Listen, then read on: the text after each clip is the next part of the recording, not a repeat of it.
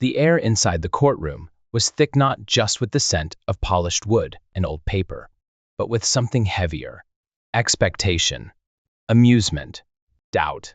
Reporters leaned forward in their seats, cameras shifting ever so slightly to get the best angle. They had covered high-profile cases before: corporate fraud, political scandals, but this was a circus. At the defendant's table sat Luke Harris, a man who looked like he had been dragged in from another world. His suit was 2 sizes too big, the fabric worn thin at the elbows, the color faded from too many washings in places that didn't have detergent. His boots were scuffed, but they were laced tight, like a soldier preparing for battle. Because that's exactly what this was. Across the room, the prosecutor Daniel Whitmore, a man who had built a career on efficiency and an unshakable belief that the law was on his side, exhaled sharply through his nose. He had prosecuted thieves, white-collar criminals, and violent offenders, but never before had he been asked to argue against a homeless man who claimed to own land worth millions. The judge, Leonard Graves, shuffled his papers and adjusted his glasses, his expression unreadable. Let's begin. The court calls State of Montana versus Luke Harris. The bailiff's voice echoed through the chamber, but Luke didn't flinch. Whitmore stood first. Your Honor, let's not waste time. This is a clear-cut case of trespassing. Mr. Harris was found illegally camping on private property that belongs to Harland and Company, a respected business in this state. He was given multiple warnings. He ignored them. And now, instead of taking responsibility, he's claiming against all available records that the land is his. A few chuckles from the audience. One reporter smirked. This was open and shut. Luke remained still, jaw clenched, waiting. Judge Graves turned to him. Mr. Harris, do you have legal representation? Luke swallowed, forcing down the nerves in his throat. No, Your Honor. I'll be representing myself. This time, the laughter wasn't hidden. A soft ripple of amusement ran through the courtroom. Graves shot a glare at the audience. Silence. He turned back to Luke. You understand that by doing so, you waive your right to an attorney? That the prosecution has access to legal resources that you do not? Luke's fingers dug into the rough wood of the defendant's table. I understand. The judge sighed. Very well. Mr. Harris, let's hear it. Why do you believe this land belongs to you? Luke exhaled slowly and stood, his movements deliberate. They say I trespassed, he began. His voice was deep, steady, not the voice of a man who begged for sympathy. But I didn't. I returned to land that was taken from me. More murmurs. A few raised eyebrows. I served this country. I came back to run my father's ranch. It wasn't much, but it was ours. Luke's knuckles whitened as he gripped the table. Then came the crash in 2008. I lost everything. A man in a suit showed up one day with documents I didn't understand. And before I knew it, me land was gone. But I never sold it. His voice hardened. It was stolen. Whitmore smirked. Stolen? That's quite a claim. Do you have proof? Luke reached into his pocket and pulled out an old, yellow document, edges curled. Ink slightly faded, but still legible. He placed it on the table, sliding it toward the judge. Graves adjusted his glasses and picked it up. His brows furrowed. This appears to be a property deed. Whitmore took a step forward, already shaking his head. Your Honor, I guarantee you this is a mistake. Our records clearly show. Luke cut him off. Your records are wrong. For the first time, a sliver of doubt crossed the prosecutor's face. Because Luke Harris wasn't just some desperate man clinging to a lost cause. He had evidence. And this wasn't just about trespassing anymore. This was about something much bigger. The courtroom had started as a spectacle, something the press could mock over coffee. A story that would die within a news cycle. But as Judge Graves flipped through the old deed, his frown deepening, the air shifted. Something wasn't right. From the prosecution's table, Daniel Whitmore felt it too. He was a seasoned prosecutor, and he had seen defendants try every trick in the book. But Luke Harris didn't fit the profile of a desperate con artist. He wasn't floundering, wasn't stammering, or making excuses. He was calm. And that document. Whitmore cleared his throat. Your Honor, with all due respect, we can't seriously consider this as legitimate evidence. Property deeds are recorded with the county clerk's office. If Mr. Harris truly owned the land, there would be an official record. Judge Graves turned to Luke. Mr. Harris, do you have any documentation supporting this outside of this physical deed? Any tax records, bank statements, anything that proves this land was, in fact, in your name? Luke took a deep breath. He knew this was coming. He had prepared for this moment. I did. His voice was steady, but there was an edge of controlled anger. I had tax records, bank statements, all of it. But they're gone. Gone, Whitmore scoffed. How convenient. Luke's fingers curled into fists. Not convenient. Stolen. A murmur rippled through the courtroom. Whitmore let out a breathy chuckle, shaking his head. Mr. Harris, let's be realistic. Stolen? By whom?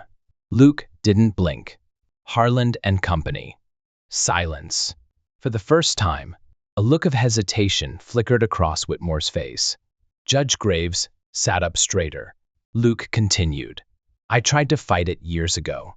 I went to the county office to get copies of my records, and I was told they didn't exist. My name was erased from every legal file related to my property. His jaw tightened. Harland and Company bought my land for pennies after the financial crash. But they knew what they were doing. They knew what was underneath it. Judge Graves raised an eyebrow. And what exactly was underneath it? Luke paused. This was the part that made everything bigger than just a land dispute. This was why they had tried to erase him. Lithium. The room exploded into murmurs. Reporters snapped to attention. Pens scratching furiously. Cameras clicking. Lithium. The resource that powered everything, from smartphones to electric vehicles. The new gold rush. Judge Graves lifted a hand, calling for silence. Mr. Harris, are you saying that Harland and Company knowingly acquired your land because of the lithium deposits underneath it? Luke's gaze was unwavering. I'm saying they stole it before I could ever know what it was worth. Whitmore ran a hand down his face, suppressing a groan. Your Honor, this is absurd. We're no longer talking about a trespassing case. We're talking about a corporate conspiracy theory. There is zero proof to support this claim. That's not true. A new voice cut through the room. The doors at the back of the courtroom creaked open as a figure stepped inside. A man, maybe in his late 40s, his suit slightly wrinkled, his face tense. Luke's heart stopped. He knew that man. Elliot Frazier, the former surveyor for Harland and Company. The man who had years ago helped map out the land before Luke had lost it. The man who disappeared after being fired. Who are you? Whitmore demanded, his eyes narrowing. Elliot took a slow breath. Then, he pulled something from inside his jacket and held it up. A folder. Thick. Stuffed with documents. My name is Elliot Frazier, he said, voice firm. And I have proof. The courtroom erupted. Chaos. The moment Elliot Frazier uttered those words, the courtroom exploded. Journalists scrambled to get a better shot. The judge's gavel pounded against the desk, demanding order. Luke's pulse hammered in his ears as he locked eyes with the man standing at the back of the room. Elliot Frazier. The last time Luke had seen him was years ago, before his world had collapsed. Before his land was taken. Before he ended up sleeping under bridges and searching for loose change just to eat. But Elliot looked different now. Older. Tired. Haunted. Whitmore stood, his voice sharp. Your Honor, this is highly irregular. This man was not listed as a witness. and we have no verification of who he even is. Judge Graves raised a hand, silencing him. His gaze drilled into Elliot. Mr. Fraser, you just claim to have proof. If you're lying, I'll hold you in contempt. But if you're telling the truth, he leaned forward. You better start talking. Elliot swallowed hard, then walked toward the witness stand. His hands trembled as he placed the folder down, his fingers lingering over it, as if hesitant to open Pandora's box. I used to work for Harland and Company, he began, voice tight. I was one of their top geological surveyors. My job was to find land worth acquiring, to assess its resources before the company made a move. Luke stiffened, rage simmering beneath his skin. He knew it. He knew they had scouted his land before taking it. But something happened, didn't it? Judge Graves prompted. Elliot nodded. In 2009, I was assigned to survey a property of privately owned ranch land in Colorado. He flicked his gaze toward Luke. His land. Gasps rippled through the crowd. Luke clenched his fists. There it was. The confirmation. I conducted multiple tests, soil samplings, deep core drilling under orders from my superiors. And what we found? Elliot's voice hitched, as if the memory itself was enough to suffocate him. He flipped open the folder. Inside were detailed maps, drilling reports, company emails, documents, stamped with Harland and Company's logo. We found lithium deposits. The courtroom erupted. Judge Graves pounded the gavel again, demanding silence. Whitmore's jaw tightened. That's an interesting claim, Mr. Fraser. But these documents show, do we know they're authentic? Elliot let out a humorless chuckle. Because Harland tried to make sure they'd never see the light of day. He pulled out another document, this one, marked as confidential. This is an email from an executive at Harland and Company, sent directly to our legal department. He cleared his throat and read aloud. Ensure that all records pertaining to land acquisition in Colorado's District 14 are either destroyed or legally reclassified. If any documentation leaks, we'll have a PR disaster on our hands. Judge Graves' brows shot up. Are you telling me Harland and Company intentionally erased evidence of their surveying to avoid legal consequences? Yes. Elliot exhaled sharply. And not just that. They knew who the land belonged to. His eyes landed on Luke. They knew it was yours. Luke's breath caught. For years, he had told himself this had to be some kind of mistake. That maybe the paperwork had been lost. That maybe he had been wronged by chance, by bureaucracy, by some faceless system too big to fight. But no, they had done this on purpose. They had stolen his land. They had left him to rot on the streets while they drilled into his home, extracting wealth from under his feet. Whitmore, now visibly rattled, tried to compose himself. Even if these documents are real, even if Harland had prior knowledge of the lithium, that still doesn't prove that Mr. Harris legally owned the land at the time. Actually, it does. Elliot flipped to the last document in the folder. A property deed. Stamped. Signed. Dated. Before they wiped the records, I made copies. He slid the paper across the table toward Judge Graves. Here's the real deed. The judge picked it up, studying it closely. His frown deepened. Mr. Whitmore, he said slowly. It appears that Mr. Harris's name is, in fact, on the original deed before it was transferred under Harland and Company's ownership through questionable means. Whitmore paled. Your Honor, this is outrageous. It's fraud. Luke cut in, his voice cold. And it's illegal. The courtroom was dead silent. Judge Graves leaned back in his chair, rubbing his temple. We are no longer looking at a simple trespassing case. He exhaled. Mr. Harris, it seems like you have a much larger claim against Harland and Company. Luke's jaw clenched. Damn right I do. The judge nodded slowly. Then we're going to trial. A murmur spread across the room, like wildfire. Whitmore looked like a man who had just realized he was losing badly. Luke sat back, inhaling deeply. For the first time in years, he felt something stir in his chest. Hope. But he knew one thing for sure. Harland and company wouldn't go down without a fight. And neither would he. The cold morning air wrapped around Luke as he stepped out of the courthouse, his breath visible in the chill. The weight of the trial, the pressure of standing against a corporate giant, and the ghosts of his past all pressed down on him. The evidence they had uncovered was damning, but Harland and company wasn't the type to go down without a fight. As he reached the sidewalk, Elliot fell into step beside him, clutching a folder of documents. "We made progress today," Elliot muttered, flipping through the pages. "Judge Pearson didn't dismiss the case outright, which means we have a real shot." Luke nodded, but his jaw was tight. "A real shot doesn't mean we've won." Elliot sighed. "You really need to learn how to celebrate small victories, Luke." Before Luke could respond, a black car with tinted windows rolled to a slow stop at the curb. The back window lowered just enough for a cigarette to flicker in the dim morning light. A smooth, deliberate voice called out, "Mr. Miller." Luke stiffened. The voice was familiar too, familiar.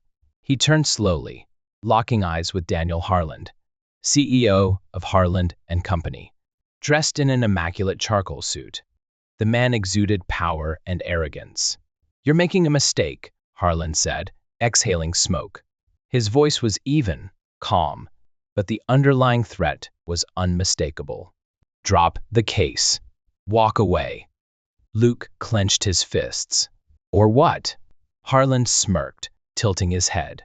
"You don't want to find out." Elliot stepped forward, his voice firm. "Is that a threat?" Harland chuckled. "A warning." He crushed his cigarette in an ashtray, then gestured to the driver. "Think about it, Mr. Miller. Some battles aren't worth fighting." The car pulled away, leaving behind a lingering scent of smoke and intimidation. Luke exhaled sharply. "They're scared." Elliot adjusted his glasses. He was given multiple warnings, but scared people do dangerous things. The words settled between them, heavy with unspoken implications. Luke had known this fight wouldn't be easy, but Harland's direct interference proved just how high the stakes were. And if they thought intimidation would make him back down, they had no idea who they were dealing with. The tension from Harland's warning lingered in the air as Luke and Elliot made their way to a nearby Dinara quiet place they had turned into their unofficial war room. It was a small, dimly lit spot with red leather booths and a jukebox that hadn't worked in years. The smell of burnt coffee and fried bacon filled the air. Luke barely touched his coffee, staring at the legal documents spread across the table. The trial was just beginning, but he already felt the weight of it crushing down on him. Harland and Company wasn't just some faceless corporation. They had resources, money, and power. And now, they had made it clear they weren't afraid to get their hands dirty. "We need to assume they'll come after us in every way possible," Elliot said, flipping through the case files. "Not just legally. If Harland's willing to personally warn you off, that means he's got something planned." Luke ran a hand through his hair. "They've already taken everything from me once. What more can they do?" Elliot hesitated. "They can discredit you, make you look like a fraud in court, dig up anything from your past and twist it. Or worse," he leaned in, lowering his voice. "They could fabricate evidence, make it look like you're the one lying." Luke exhaled sharply. He had considered the possibility, but hearing it out loud made it more real. "So what's our move?" Before Elliot could answer, the bell over the diner door chimed. Both men instinctively tensed. A tall man in a cheap gray suit entered, his gaze scanning the room before locking onto them. His presence was wrong, too stiff, too deliberate. He walked over and placed a sealed envelope on the table. "Mr. Miller." His voice was clipped, professional. "A message." Luke didn't move. "From who?" The man smirked. "You already know." Elliot grabbed the envelope and tore it open. Inside was a single sheet of paper with bold typed letters. Drop the case. This is your final chance. Beneath the words was an address, a location. Luke frowned. What the hell is this? The man took a step back, his smirk never fading. An invitation. Without another word, he turned and walked out, vanishing into the street like a ghost. Elliot slammed the paper onto the table. Are you seriously considering going? Luke studied the address. Something about it gnawed at him. It wasn't an office, a courthouse, or even a corporate building. It was a warehouse on the outskirts of town. They want to scare me, Luke muttered. Or they want to show me something. Or they want to get rid of you, Elliot snapped. Luke, think about this. Harlan doesn't play fair. If you go, you might not come back. Luke met his friend's eyes. And if there's something there that can help us win. Elliot swore under his breath. He knew Luke had already made up his mind. Fine. But we're not going alone. Luke smirked. I was hoping you'd say that. As they left the diner, the streetlights flickered overhead.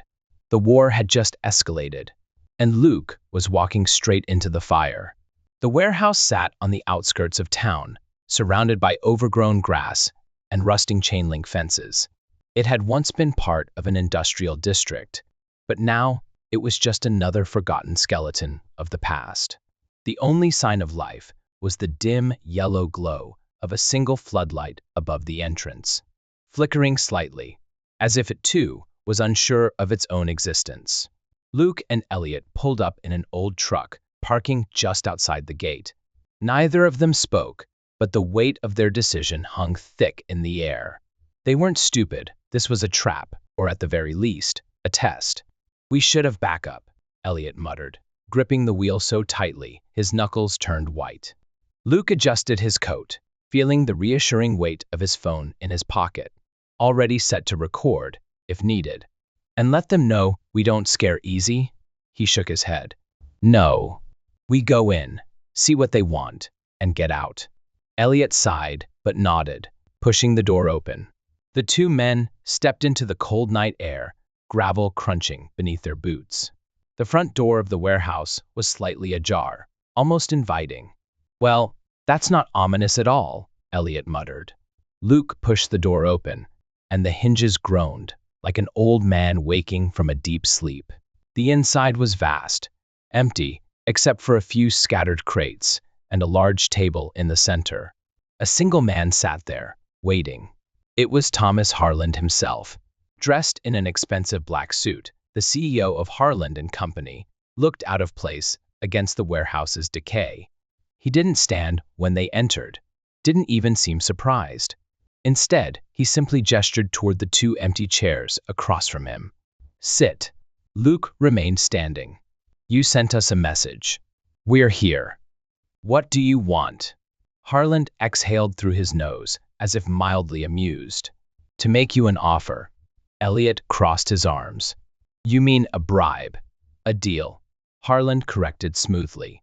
Walk away from this case. Stop digging into my company's affairs, and I'll make sure you and your little lawsuit disappear. In exchange. He leaned forward, placing a thick manila folder on the table. A settlement. A generous one. Luke didn't move. Why would I accept a settlement if the land is mine to begin with? Harland chuckled, shaking his head. Because fighting me will ruin you. His voice was calm, almost pitying. I'm not just some corporate villain in a bad movie, Mr. Miller. I am a very real man with very real power. You're playing checkers on a chessboard, and you don't even realize it. Luke stared at him, his heart pounding. He had expected intimidation, threats, but this was worse. This was certainty. Harland wasn't bluffing.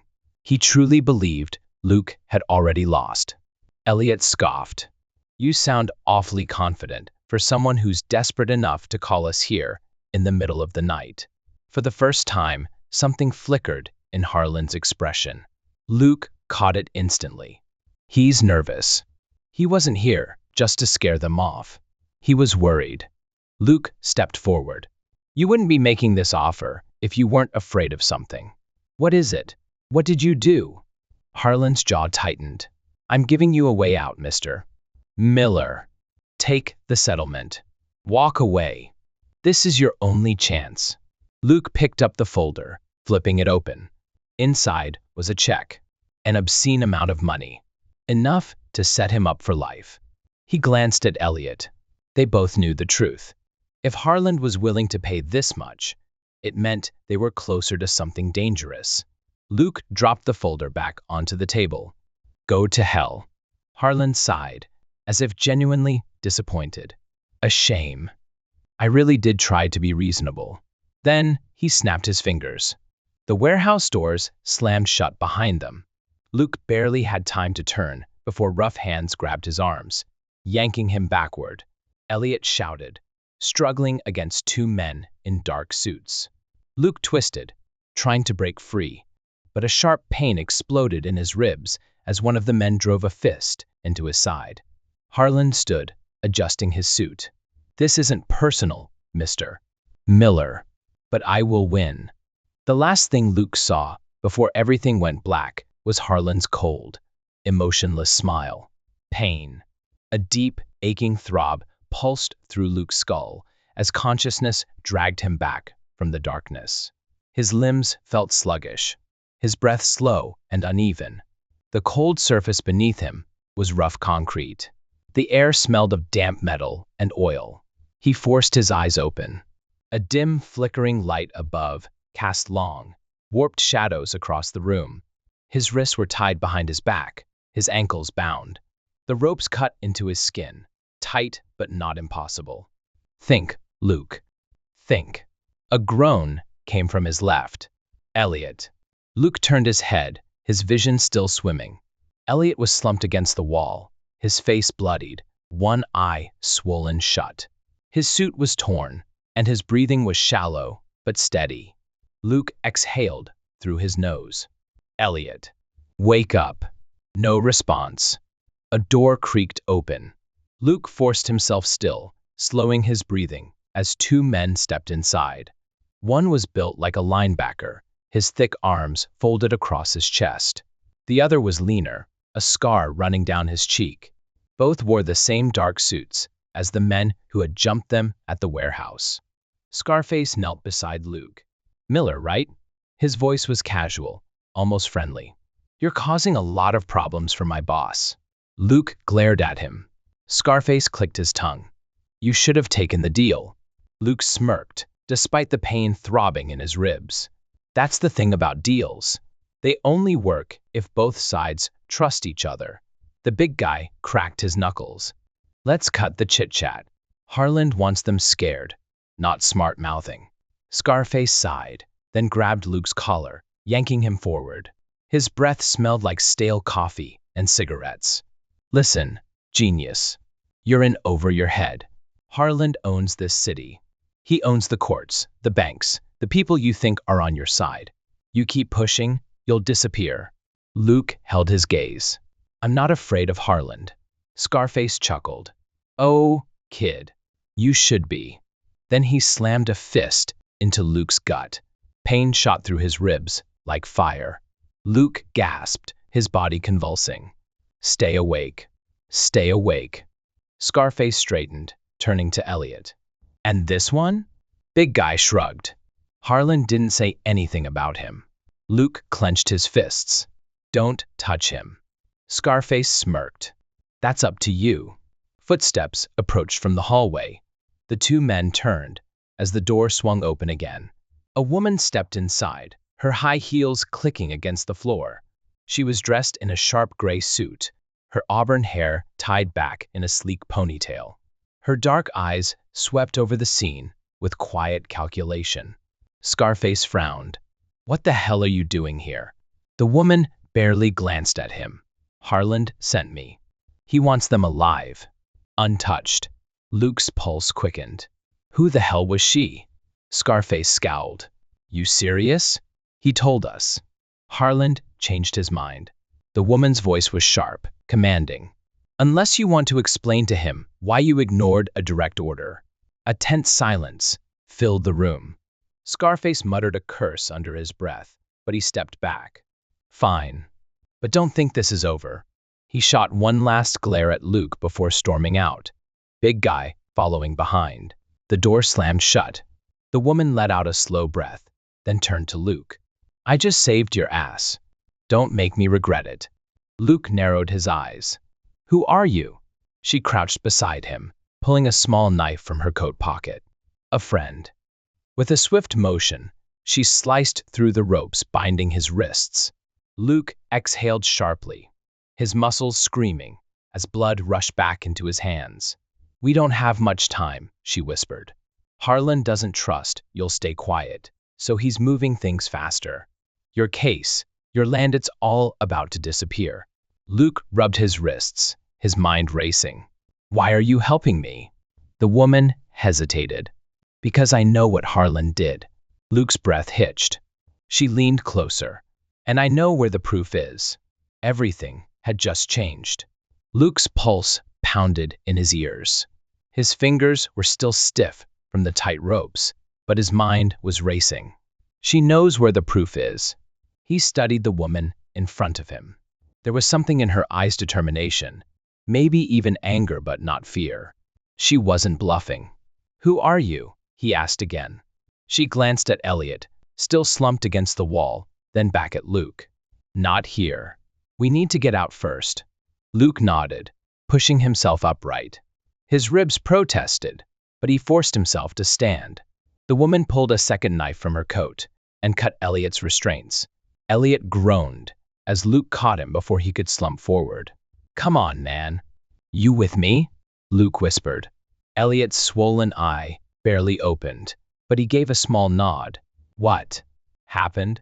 We got lucky. The woman moved to the door, pressing her ear against it before glancing back. Stay close. I know a way out. Luke tightened his grip on Elliot's arm. I still don't know your name. She hesitated. Call me Valerie. Then she pushed the door open and stepped into the dimly lit hallway. The building was an abandoned factory of the many properties Harlan and Company had bought up years ago and left to rot. Rusted pipes lined the walls, and the air was thick with dust and the faint scent of oil. Valerie moved quickly, her heels now silent against the concrete as she led them down a corridor. Luke half dragged Elliot beside him, his body protesting every step. How do you know Harlan? Luke whispered. I used to work for him, Valerie answered without looking back. Luke's jaw tightened. So why help us now? She stopped at a metal door and turned to face him. Because I know what happens to people who cross him. She pulled out a small keycard and swiped it against the panel. The lock clicked open, and she pushed the door ajar. Cold night air rushed in. Luke blinked against the sudden brightness. They were in a loading dock behind the factory.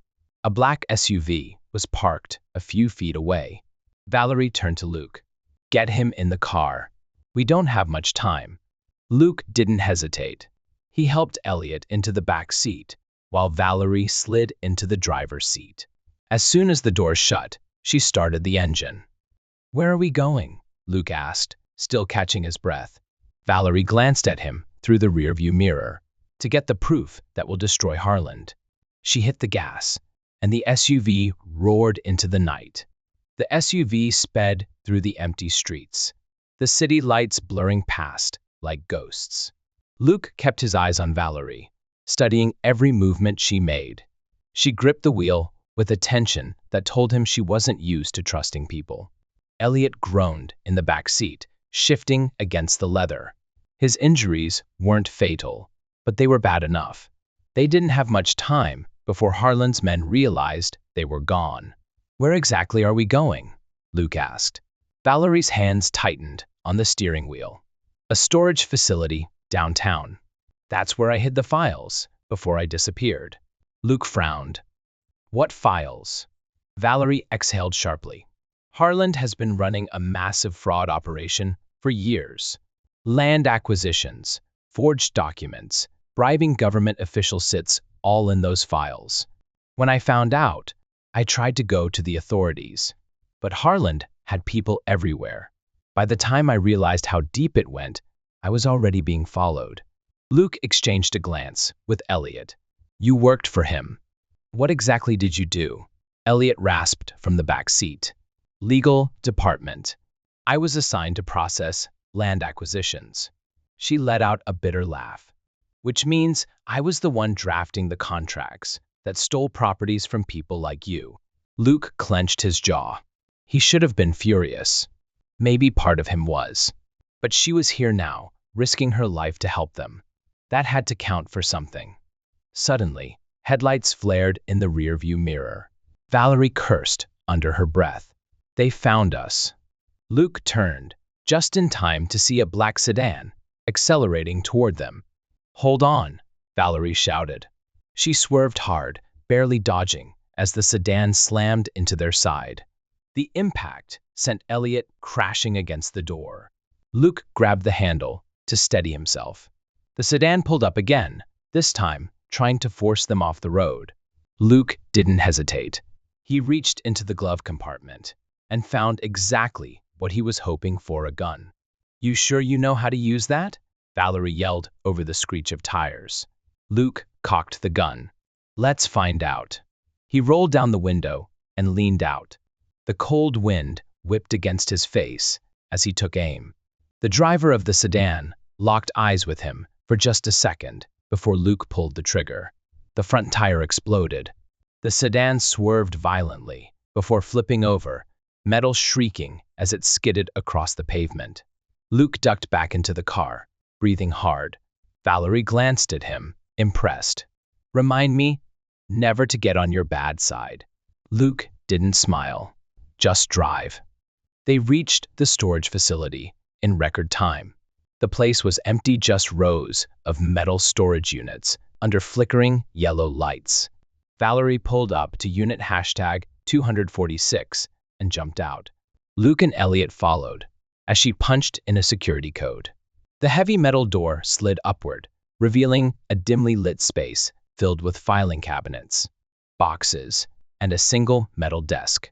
Valerie rushed inside and pulled open a drawer.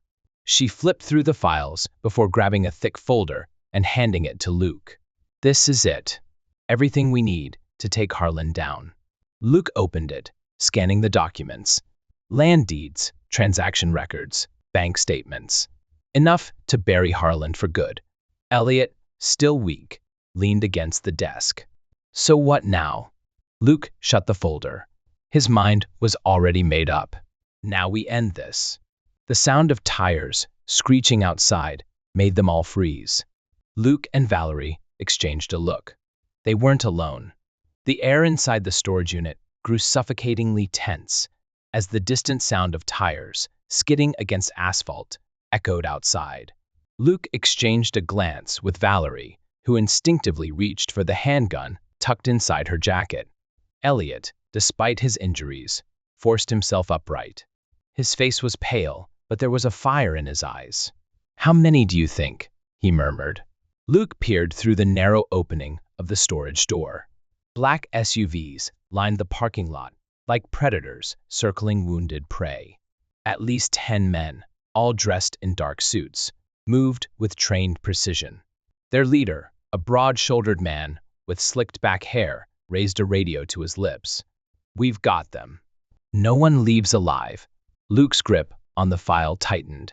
He had fought too hard, sacrificed too much, to let it end here. Valerie took a step closer to him, her voice low. We're outnumbered. We can't shoot our way out of this. Then we don't, Luke said. His mind raced. The storage facility was a maze of metal containers and dark alleyways. If they played it right, they could disappear before Harlan's men even knew what happened. We need a distraction, Elliot muttered. Luke's eyes fell on the stack of old gasoline cans in the corner. He turned to Valerie. How good are you at making things explode? She smirked. Better than you'd expect. Luke grabbed the file, stuffing it inside his jacket. They had one shot at this. Outside, Harlan's men moved in formation, weapons drawn. The leader signaled to a man holding a crowbar, who stepped forward and pried open the storage unit's door. The moment it slid up, an explosion rocked the facility. A wall of fire erupted from the opposite end of the alley, sending metal debris raining down. The men ducked instinctively, some shouting in confusion. Luke, Valerie, and Elliot sprinted out of the storage unit, keeping low. Smoke billowed through the air, obscuring their escape route. A guard spotted them. There, gunfire erupted. Bullets ricocheted off the metal containers, sparks flying. Luke dragged Elliot behind cover, while Valerie returned fire, taking down 2 men before ducking behind a stack of crates. They were running out of time. Luke's gaze darted across the lot, searching for an exit. Then he saw Ita service tunnel, half hidden behind a row of abandoned storage units. "There!" he shouted. They ran, weaving between shadows as more guards closed in. Elliot stumbled, pain flashing across his face, but Luke caught him before he could fall. "Almost there," he urged. Valerie emptied the last rounds from her gun, then tossed it aside. They reached the tunnel entrance, just as the leader of Harlan's men rounded the corner. Luke turned, locking eyes with him.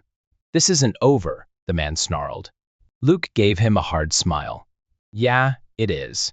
Then he slammed the tunnel door shut and locked it. They emerged on the other side of the facility, breathless but alive. The city's skyline stretched before them, the distant hum of sirens piercing the night.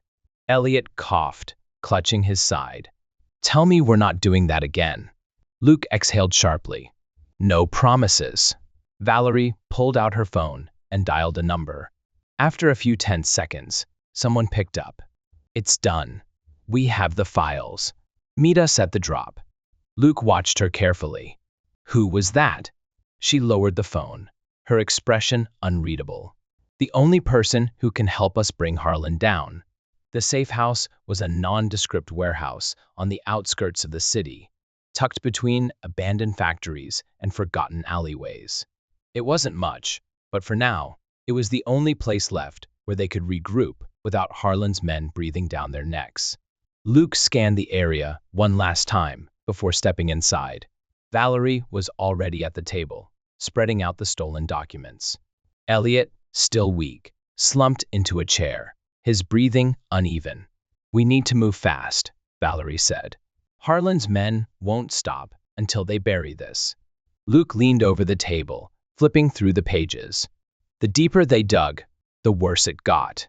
The evidence laid everything Berlin Deeds forged. Government officials bribed. Veterans like Elliot systematically stripped of their rights.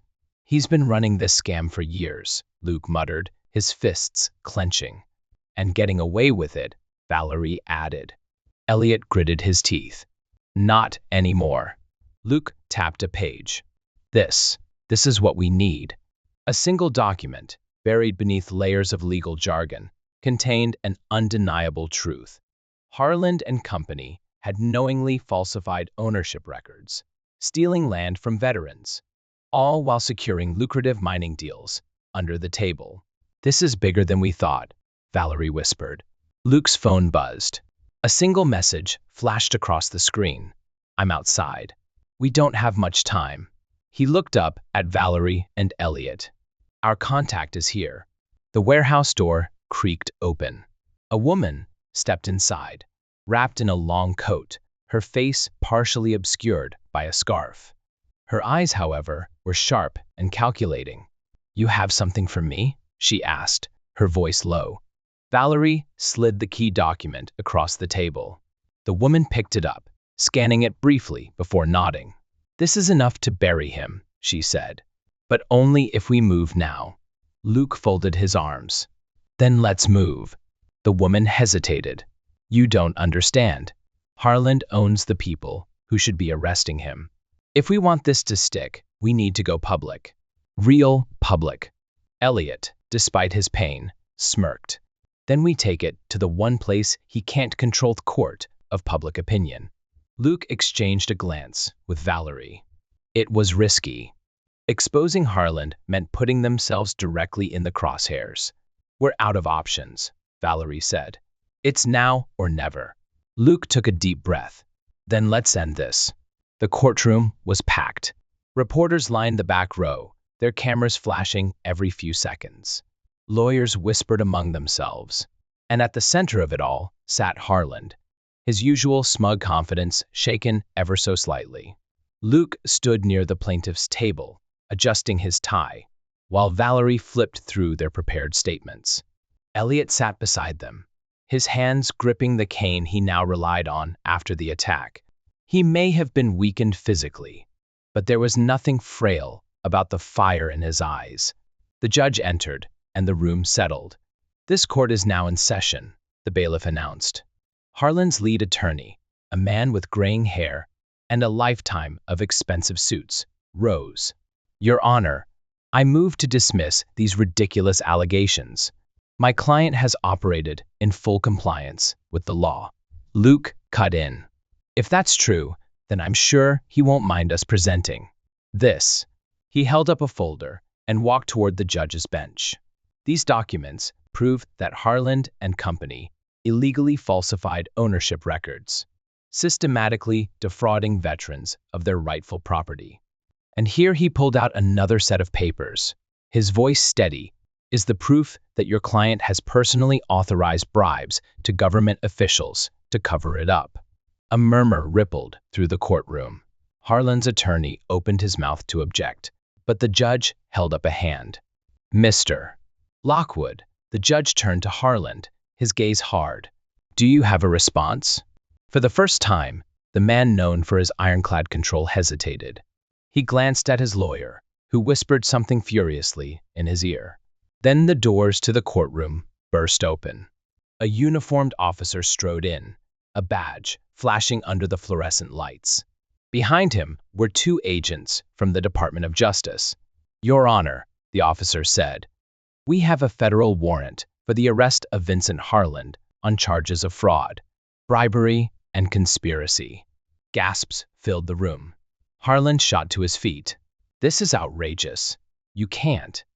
"Actually, we can," the officer said, snapping handcuffs around his wrists. "And we are." Elliot exhaled, his grip loosening on his cane. Luke turned to Valerie. "We did it." She smiled. "We really did." If you found this story inspiring, don't forget to like, comment, and subscribe for more powerful stories that uncover the truth. Fight for justice, and remind us of the strength of the human spirit. Hit that notification bell so you never miss an update. Got thoughts on this case? Drop a comment below. We'd love to hear from you. And if you believe in standing up for what's right, share this video with your friends and family. Because sometimes a single story can spark real change. Thanks for watching. Stay strong, stay informed, and we'll see you in the next one.